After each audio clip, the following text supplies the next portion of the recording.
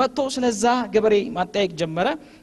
ሰዎቹ እንደዚህ ብለው ነገሩት ንጉስ እኮ ሆኗል አልሰማህም እንዴ አሉት እና ማግኘት ፈልጋለሁ ብሎ ቤተ መንግስት ቀጠሮ አስይዞ ሄደ ገባ አገኘው እንደዚህ ብሎ ጠየቀው ትላንትና ሳገኘ እንደዚህ ነበር ከባለፈው በጣም ተሻሽለ ነበር ዛሬ ደግሞ ንጉስ ሆነ አገኘው እንዴት ነው እና ምን ተሰማ ሲለው እንደዚህ ብሎ መለሰለት ንጉሱ ኩኒስ ኒደርባ ይሄም ያልፋል ብሎ ነገረው ማለት ነው በጣም እየተደነቀ ይሄ ቱሪስት አሁንም ከተወሰነ ጊዜ በኋላ ወደዛው አካባቢ ተመልሶ ሲመጣ ያ ንጉስ በድንገት ይሁን በአጋጣሚ ብቻ የተፈጥሮም ህግ ስለሆነ ሞቷል እና ቱሪስቱ ሲመጣ ያ ንጉስ ያ ከዚህ በፊት ደግሞ ከልጁ ጋር ሲያርስ የነበረው በበሬ ሲያርስ የነበረው ምናምን ያ ሰው የት ነው ያለው በአሁን ሰዓት ላይ ሲሉት እንደዚህ ብሎ መለሱለት ሞቷል አሉት ማየት ፈልጋለሁ ሐዘኔን መግለጽ ፈልጋለሁ የክብር አበባ ላይ ማስቀመጥ ፈልጋለሁ አለ እና ሰዎች ልታሳዩን ትችላላችሁ ያረፈበትን አጽሙ አዎ አሉት ሐውልት ተሰርቶለታል ሐውልቱ ላይ አንድ ነገር ተጽፏል ኩኒስ ኒደርባ የሚል ማለት ነው ይህም ያልፋል ስለዚህ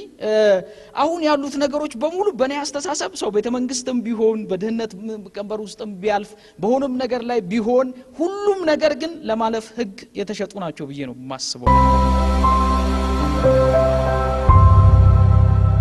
አሁን ላይ ቤት ሲገዙ ከ3 ሚሊዮን ብር በላይ ቅናሽ እንደሚያገኙ ያውቃሉ ቴምር ፕሮፐርቲስ የፋሲካ በዓል ምክንያት በማድረግ እስከ 35% የሚደርስ ቅናሽ ይዞሎት መጥቷል በዚህ 10 ቀናት ውስጥ ከቴምር ሪል ቤት ለምትገዙ ደንበኞቻችን ባለ 1 መኝታ በ4 ሚሊዮን 910 ሺህ ብር ባለ 2 መኝታ በ6 ሚሊዮን 520 ሺህ ብር ባለ 3 መኝታ 9 ሚሊዮን 450 ሺህ 500 ብር ይዘን ቀርበን እንዲሁም የንግድ ሱቆችን ከ900 ሺህ ብር ቅድመ ክፍያ ጀምሮ ማግኘት የምትችሉ ሲሆን በቶሎ ቢሮአችን መጣችሁ የእድሉ ተጠቃሚ ሁኑ ለበለጠ መረጃ 0907 25 25 12 ይደውሉ ቴምር ፕሮፐርቲስ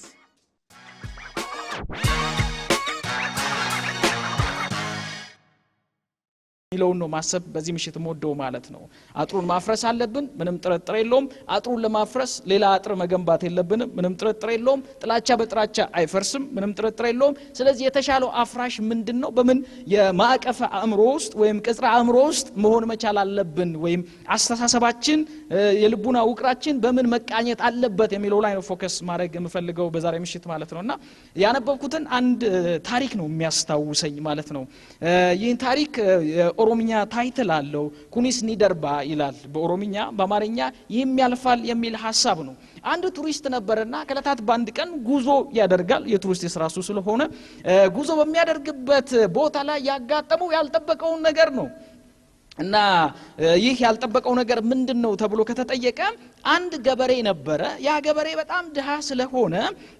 ሲያርስ የሚያርሰው ሁለት ወይፈን ወይም ሁለት በሬ አድርጎ ሳይሆን አንድ በሬና አንድ ልጁን አብሮ ጠምዶ ነው የሚያርሰው ማለት ነው እና ይሄ ቱሪስት በጣም ተደነቀ እንዴት ሊሆን ይችላል ብሎ አሰበና ገበሬውን ሄዶ ተጠግቶ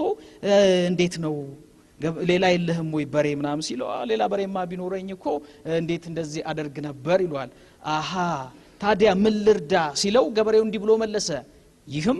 ያልፋል አለው ማለት ነው ኦኬ ከተወሰነ ጊዜ በኋላ ያ ቱሪስት ወደ ሀገሩ ተመልሶ ብዙ ነገሮችን ከሰራ በኋላ አሁንም ወደዛ ሀገር እግር ጥሎት ይሁን በአጋጣሚ አላውቅም መጣ በሚመጣበት ሰዓት ላይ ማጠያየቅ ጀመረ ያ ትላንትና ያ ባለፈው ስመጣ ከልጁ ጋር አጣምሮ ሲያርስ የነበረው ገበሬ ምን ሆኗል ዛሬ ሲባል እንደዚህ ያሉት ዛሬማ ባለብዙ ጥማድ ባለቤት ሆኗል አሉት በጣም ደስ ይላል ላገኘው ፈልጋለሁ ብሎ አገኘው ማለት ነው በጣም ደስ ይላል ዛሬ ትላንት ሳቅህ እንደዚህ አልነበረም ሲለው እንደዚህ ብሎ ተናገረ ይሄም ደግሞ ያልፋል ኩኒስ ኒደርባ ብሎ ነገረው ማለት ነው በጣም ብዙ ተደነቀ ከተወሰነ ጊዜ በኋላም ተመልሶ ሲመጣ ያ ገበሬ በጣም ፕሮግረስ አድርጓልና ፕሮግረስ ከማድረጉ የተነሳ ያ ገበሬ ቤተ መንግስት ገባ ማለት ነው ንጉስ ሆነ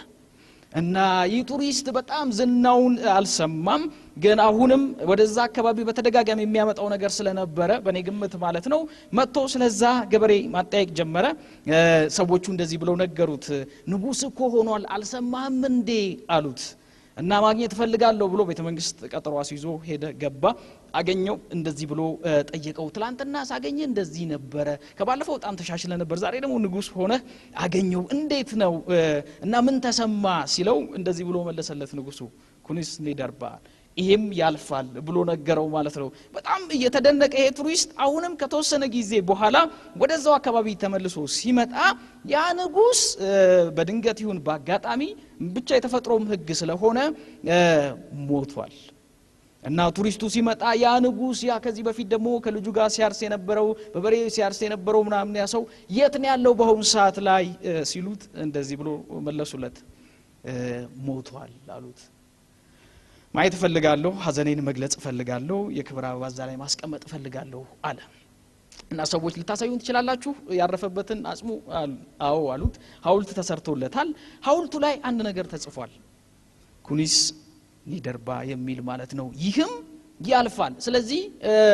አሁን ያሉት ነገሮች በሙሉ በእኔ አስተሳሰብ ሰው ቤተመንግስትም ቢሆን በድህነት ቀንበር ውስጥም ቢያልፍ በሆነም ነገር ላይ ቢሆን ሁሉም ነገር ግን ለማለፍ ህግ የተሸጡ ናቸው ብዬ ነው የማስበው ማለት ነው። ስለዚህ የማያልፍ ምንም ነገር የለም። በእንደነዚህ አይነት የማለፍ ሂደት ውስጥ ግን ያላገናዘቡ ሰዎች ወይንም አለማወቃቸውን በተለያየ መንገድ የሚገልጹ ሰዎች እና ግለሰቦች እንዳሉ ደግሞ ገነዘባለሁ ማለት ነው። እንደምትረዱት ውሃ በጣም ደስ የሚል ነገር ነው። ታለስ የሚባለው ፈላስፋ ስለ ውሃ ብዙ ነገር ብሏል። አልቲሜት ሪያሊቲ ውሃ ነው ብሎ አስቧል። ስለ ውሃ በርካታ አስተንትኖት ተሰጥቷል። እና ውሃ በጣም ደስ ይላል። ውቅያኖስ ሲሆን፣ ባህር ሲሆን፣ ወንዝ ሲሆን በጣም ደስ ይላልና ወንዝ ዝም ብሎ ነው የሚፈሰው እንደምታውቁት ማለት ነው። ኢትዮጵያንና በውስጡ ያሉትን ህዝቦች እኔ እንደዛ እመስላለሁ፣ ዝም ብሎ የሚፈስ ነገር። ግን ወንዝ በሚፈስበት ሰዓት ላይ ሲጮህ ሰምታችሁ ታውቃላችሁ ብዬ አስባለሁ። እና ለምንድነው ወንዝ የሚጮኸው ብዬ ስጠይቅ መልሱን ያገኘሁት ድንጋይ ስላለ ነው የሚል ነው። ስለዚህ አሁን ያሉት የትኞቹም ነገሮቻችን በሚሄዱበት ሰዓት ላይ እዚህ ጋም መጮህ እዛ ጋም መጮህ እዛ ጋም መጮህ ያለው ህዝቡ ጸጥ ብሎ መፍሰስ ስለማይፈልግ ሳይሆን አንዳንድ ድንጋዮች ስላሉ ነው ብዬ ነው ማስበው ማለት ነው። እንግዲህ እኛንን አላልኩም፣ እኔ እንትና ናቸው አላልኩም፣ እከሌ ነው አላልኩም። እንግዲህ ያው ድንጋይ የሚመታው እንግዲህ ያገኘውን ነው ብዬ ነው ማስበው። የሆነ ሆኖ ግንዛቤው እሱ ነው። ቴክስት፣ ኮንቴክስት፣ ፕሪቴክስት፣ ፖስት ቴክስት በደንብ ነው አንደርስታንድ ማድረገው ማለት ነው። እና ለማንኛውም ይሄንን ሁሉ ሳስብ ማስበው ምናልባት እነዚህ ድንጋዮች ብዬ ማስበው እንደዚህ ጩኸት ጫጫታ የሚፈጥሩት ምናልባት የተወሰነ መጽሐፍ አንብበው ይሆነን ብዬ እጠረጥራለሁ፣ እገምታለሁ ማለት ነው። እንደዛም ሲሆን የሚያስታውሰኝ አንድ ታሪክ ነው ያነበብኩት ታሪክ ነውና አንድ ሀብታም ልጅ ነበር። እኔ ደሃ ልጅ ነኝ፣ ፕሮጀክት ውስጥ ነው ያደኩትና ይህ ሀብታም ልጅ ግን እናትና አባቱ ቢጠይቅ የለመነውን ሁሉ ያደርጉለታል፣ የጠየቀውን ሁሉ ይመልሱለታል ማለት ነው። ሰተውና ተለምነው አይሰለቹምም፣ አይሳሱምም፣ ደግሞም አይነጥፍም። ካዝናቸው ብዙ ነው ማለት ነው። እና ከለታት በአንድ ቀን ቀበጥ ስለሆነ ልጅ እንደዚህ ብሎ ጠየቀ። ማሚ አቤት፣ አውሮፕላን ብትገዢልኝ አለ። አረ አዎ በእናትሽ አውሮፕላን ግዙልኝ ምናምን አለ። ከአባትየው ጋር ተነጋገሩና ኢትስ ኦኬ አንድ ልጃችን አይደለ በብዙ መከራ አይደለ የተወለድከው፣ አንደርስታንድ እናደርጋለን በጣም የልጅን ደግሞ ሁሉ ሞልቶ ነው የለ ኢትስ ኦኬ እሺ እንገዛልሃለን አሉትና አውሮፕላን ገዙለት አሉ። አውሮፕላኑ ሲገዛ ይሄ ልጅ ከተገዛለት በኋላ ልክ ላንድ እንዲያረግ ብቻ ሳይሆን በደንብ አርጎ እንዲበር በደንብ ሲመጣበት የሆኑ ነገሮች መቋቋም እንዲችል ምናምን የፓይለት ትሬኒንግ ያስፈልገዋልና እዛ ትምህርት ቤት መግባት አለብህ ተባለ። እንዴ ማሚ ደግሞ ምንድነው የምትይ? ፓይለቱ እኮ መጀመሪያ መጽሐፉ ነው እኮ ዜን መጽሐፉን እኔ ሳነበው እኔ ፓይለት እባላለሁ። በሌላ ቋንቋ ምን ማለት ነው? ዶክተር ያልነበረ ሰው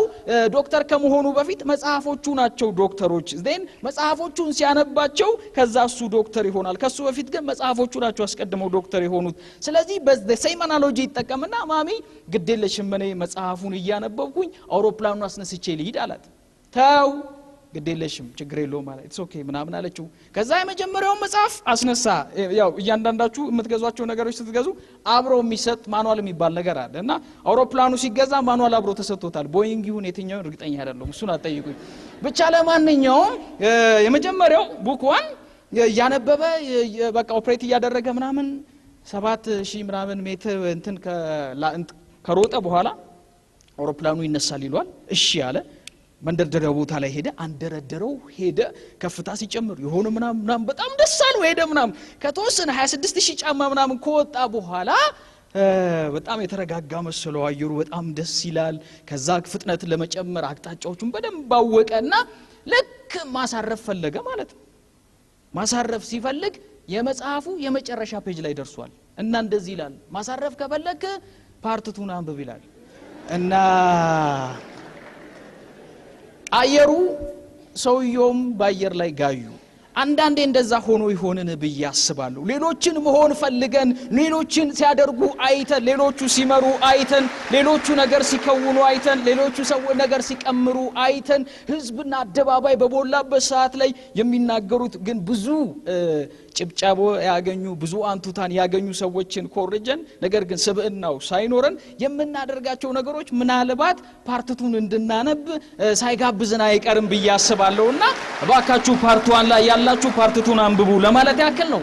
እንግዲህ ይሄንን ካነሳው ዘንዳ አንድ ነገር ማለት ይኖርብኝና ጨርሳለሁ ብዬ ነው ማስበው አውሮፕላን በጣም ደስ ይለኛልና በጃንዋሪ 28 ይመስለኛል 1986 ዛሬ 33 አመት ማለት ነው ናሳ አንድ ቻሌንጀር የምትባል መንኮራኩር ሁለተኛ አሁን ላይ ቤት ሲገዙ ከ3 ሚሊዮን ብር በላይ ቅናሽ እንደሚያገኙ ያውቃሉ ቴምር ፕሮፐርቲስ የፋሲካ በዓል ምክንያት በማድረግ እስከ 35% የሚደርስ ቅናሽ ይዞሎት መጥቷል በዚህ 10 ቀናት ውስጥ ከቴምር ሪል ቤት ለምትገዙ ደንበኞቻችን ባለ 1 መኝታ በ4 ሚሊዮን 910 ሺህ ብር ባለ 2 መኝታ በ6 ሚሊዮን 520 ሺህ ብር ባለ 3 መኝታ 9 ሚሊዮን 450 ሺህ 500 ብር ቀርበን እንዲሁም የንግድ ሱቆችን ከ900 ሺህ ብር ቅድመ ክፍያ ጀምሮ ማግኘት የምትችሉ ሲሆን በቶሎ ቢሮአችን መጣችሁ የእድሉ ተጠቃሚ ሁኑ ለበለጠ መረጃ 0907 25 25 12 ይደውሉ ቴምር ፕሮፐርቲስ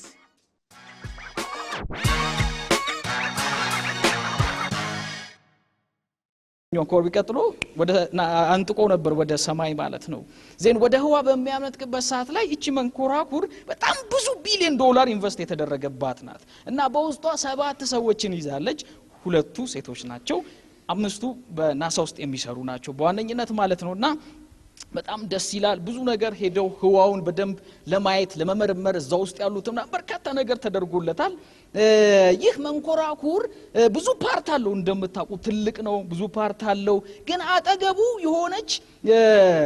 ኦሪንግ ቲየሪስ የሚባል በኢኮኖሚክስ የተማራችሁ ሰዎች እነዛ ታውቁታላችሁ አንድ ቲየሪ ያለው እኔ ኢኮኖሚክስ ባለሙያ አይደለሁም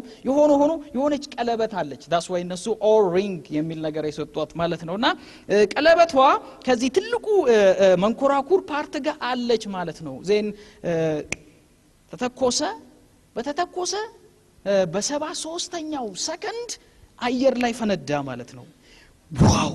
አስደንጋጭ ነው እና ባለሙያዎቹ ለምንድን ነው እንደዛ የሆነው ብለው ሲጠይቁ እቺ ቅድም የነገርኳችሁ ኦሪንግ የምትባለው የቺ ሪንጓ ማለት ነው ሪንጓ በነበረው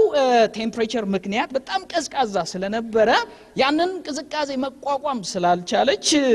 እና ፕሮፐርሊ ፈንክሽን ስላላረገች ነው የፈነዳው አየር ላይ ማለት ነው በጣም ያስደነግጣል ከዛም በኋላ ናሳ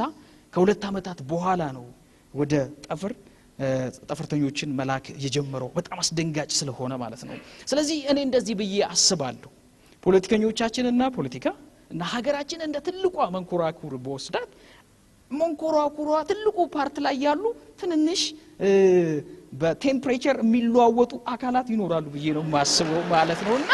ትልቁ ነገር ለማፈንዳት የሚሞክሩ ትንንሾቹ ናቸው ብዬ ያስባለሁ እሱ ደግሞ የቴምፕሬቸር ጉዳይ ነው ብዬ ነው ማስበው አሬንጅ ከተደረገ ማለት ሙቀት ሲሆን ሙቀት ቀዝቃዛ ከሆነ ቀዝቃዛ በረዶ ሲሆን በረዶ ምናምን ከሆነ እሱ የሜትሮሎጂ ነገርና አየር መሆንን ይጠይቃል የሰው ልጅ እንደዛ አይደለም የሰው ልጅ አየር ውስጥ ነው ራሱን አዳፕት ያደረገ ቻለኝ የሚያመጣውና ትልቁ ነገር የፈረሰ አይመስለኝም እኔ ግን ለትልቁ ትንሿ ፓርት ግን በጣም ኢምፖርታንት ብትሆንም ግን ትንሿን ሳይሆን ትልቁን ማየት በጣም ኢምፖርታንት ነው በጣም ኢምፖርታንት ነው ትልቁን ፒክቸር መመልከት በጣም ኢምፖርታንት ነው አብዛኛው የጥሎቻችን የቁርቋዞቻችን የችግሮቻችን እና የችጋሮቻችን ምንጭ ብዬ የማስበው በዋነኝነት ትላንትናዎቻችን እንጂ ነገዎቻችን እኮ አይደሉም ማናችንም በነጋችን ላይ አንጣላም አንዳንዶቻችን ምናልባት ነገ የሚባል እንደሌለ ስለምናስብ ላይሆን ይችላል ግን የነገ ህልሞቻችን ሁላችንንም በአንድ ላይ የሚገምድ ነው ብዬ ነው የማስበው ልክ ይሄንን ሁሉ በመልበት ሰዓት ላይ ግን ይሄም ደግሞ ምን ይላል ያልፋል በጣም አድርጌ ነው ማመሰግነው